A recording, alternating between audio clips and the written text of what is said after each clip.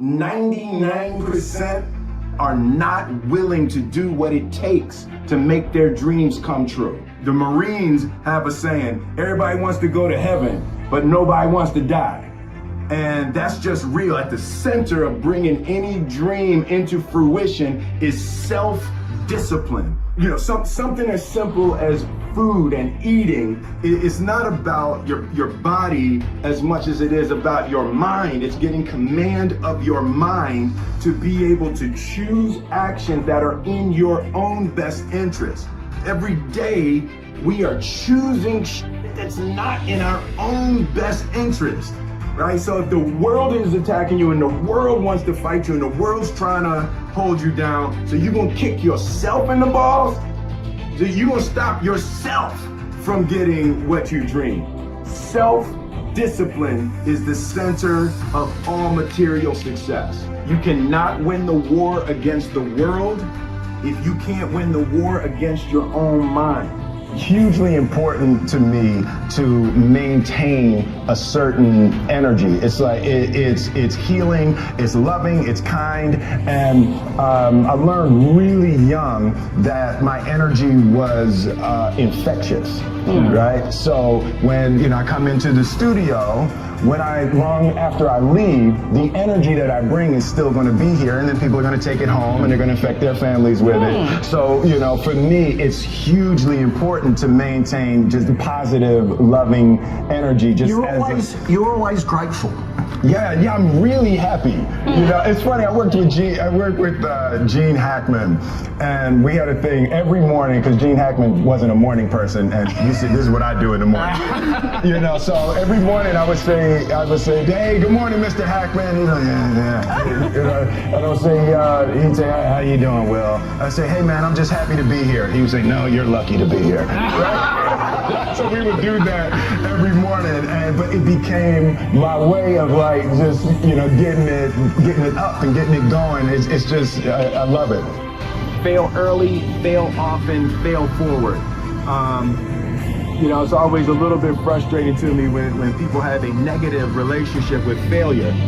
Failure is a massive part of being able to be successful. You have to get comfortable with failure. You have to actually seek failure. Failure is where all of the lessons are. When you go to the gym and you work out, you're actually seeking failure. You want to take your muscles to the point where you get to failure, because that's where the adaptation is. That's where growth is. Successful people fail a lot. They fail a whole lot more than they succeed, but they extract the lessons from the failure, and they use the energy, and they use the wisdom to come around to the next phase of success. You gotta take a shot. You have to live at the edge of your capabilities. You gotta live where you're almost certain you're gonna fail. That's the reason for practice. Practice is controlled failure. You're getting to your limit, getting to your limit, getting to your limit. You can't lift that, you can't do that, until you get to the point that all of a sudden your body makes the adjustment, and then you can do it. Failure actually helps you to recognize the areas where you need to evolve. So fail early, fail often, fail forward. Set your life on fire and seek those who fan your flames. The Philly translation of that is, don't be hanging with no jank ass jokers that don't help you shine. The prerequisite for spending time with any person is that they nourish and inspire you. They feed your flame. Look at your last 5 text messages. Are those people feeding your flames or dousing your fire? Put your phone down for just a second and look around. Look to the people around you. Are those people throwing logs on your fire, or are they pissing on it?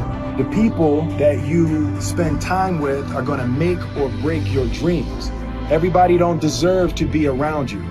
You gotta defend your light with your life. So who are the people in your life that are fanning your flames?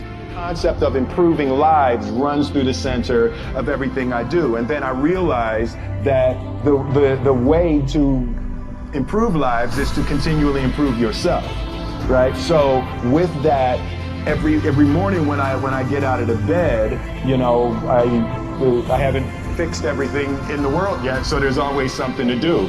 And in this film, I read an interesting quote. But the Siddhartha Gautama, the Buddha, he said that good people have to get out of the bed every day and try to empty the ocean with a ladle, right? And I thought that was, I knew that was profound, and I paused for a second and I said, all right, what the hell is a ladle, right?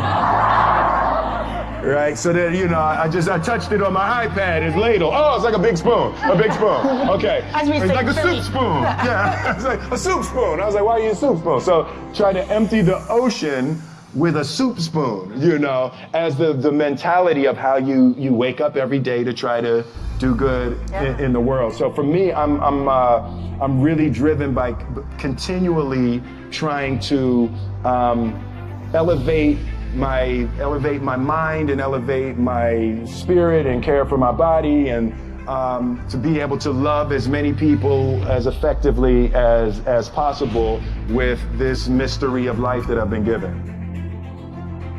I want to do good. I want the world to be better because I was here.